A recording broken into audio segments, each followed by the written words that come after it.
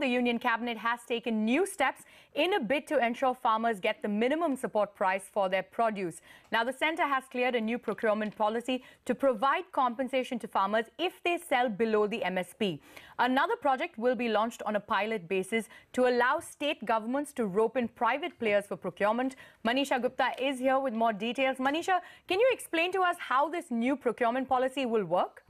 Well, yes, thank you so much for that. MSP had been hiked in the month of July, and we have seen the procurement policy being announced today. That, of course, has been a big cabinet announcement that came in today. So there are three schemes, basically, that the central government is looking to ensure that the MSP is implemented and the farmers get their due. The first one, of course, is the price support scheme. Now, this is something that the Indian government or India as a country has been following for the longest time. The government agencies will procure on the request from state governments of the crop that they want to ensure procuring. As I said, this is an already existing scheme, but until now, only a few states and only a couple of crops like wheat and rice have been procured. Well, the government says that they will be adding other grains like ragi, bajra, jowar, etc. to this. So this is a scheme that the government understands completely and does it via the state government agencies. So this is something that would continue to go on. The second scheme is something that is a price deficit scheme.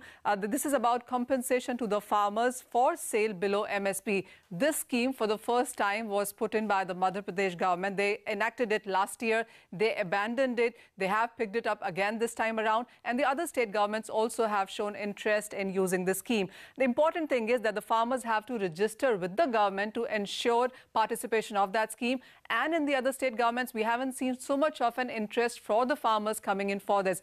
Another important thing is that it's only oil seeds that this scheme actually undertakes at this point in time. No other commodities are encouraged or entertained as of now under this scheme.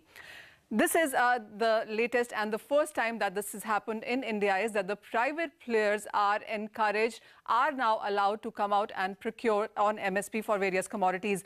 Earlier, whenever it has been done, the private players procure and they do it for the government. But this time around, they would be doing it for themselves, and the private players, it would be at their discretion on what commodities, how much they want to procure and when they want to sell it as well. So this clearly is something that the government is doing for the first time. Private players have been encouraged, and they would be incentivized in various ways if they want to actually procure at MSP. So that clearly is a big one coming in for the industry.